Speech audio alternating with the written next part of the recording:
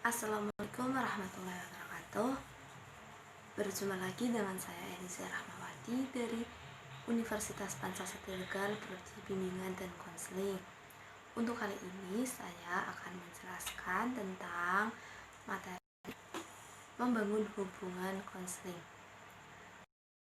Dalam membangun hubungan konseling, tentunya ada beberapa faktor yang terjadi di dalam konseling tersebut, yaitu faktor-faktor yang mempengaruhi. Yaitu di sini ada 6 faktor dalam proses konseling. Saya akan menjelaskan 6 faktor tersebut. Yaitu yang pertama tentang faktor keseriusan masalah yang dipaparkan. Jadi di sini menjelaskan tentang bagaimana keseriusan klien dalam menceritakan suatu masalahnya dalam proses konseling berlangsung.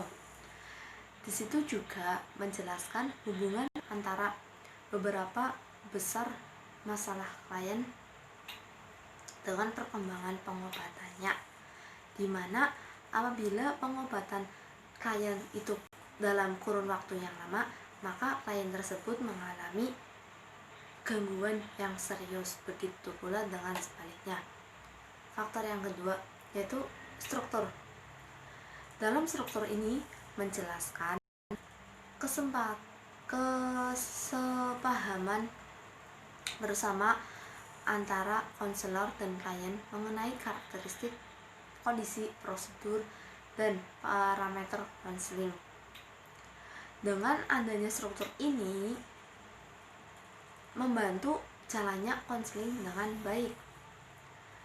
Jadi sebelum melakukan konseling, konselor dan klien sudah membentuk struktur dari awal sampai akhir nanti dalam proses konseling berlangsung. Yang ketiga yaitu inisiatif, di mana ini diartikan sebagai motivasi. Motivasi apa? Motivasi untuk merubah klien tersebut agar lebih baik lagi dari masalah yang sedang dihadapinya. Jadi dalam inisiatif ini tersebut pasti konselor menemui berbagai macam bentuk klien. Ada yang klien sukarelawan untuk datang ke konselor melakukan konseling, ada yang dengan keterpaksaan, dan ada juga yang enggan untuk melakukan konseling terhadap konselor. Nah, dari berbagai klien ini, maka seorang konselor harus bisa mengetahui perilaku-perilaku yang konselor terhadap klien tersebut untuk menghadapinya dalam proses konseling berlangsung. Faktor yang keempat yaitu ada latar fisik, di mana latar fisik ini menyangkut dengan ruangan atau sejenis apa itu untuk melakukan proses konseling berlangsung.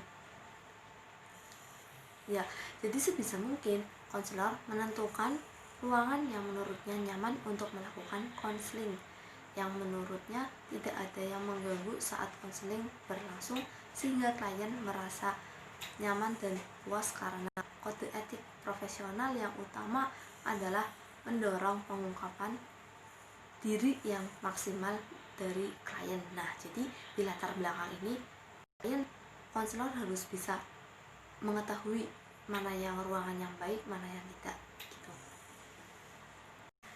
Faktor yang kelima yaitu adanya kualitas klien, dimana di sini menjelaskan tentang klien datang dalam beragam ukuran, bentuk, karakteristik, kepribadian, dan tingkat ketertarikannya.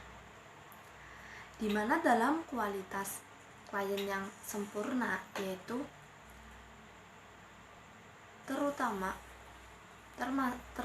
dalam kandidat Yavis, di mana kandidat Yavis tersebut klien merasakan sukses yang lebih besar dalam konseling.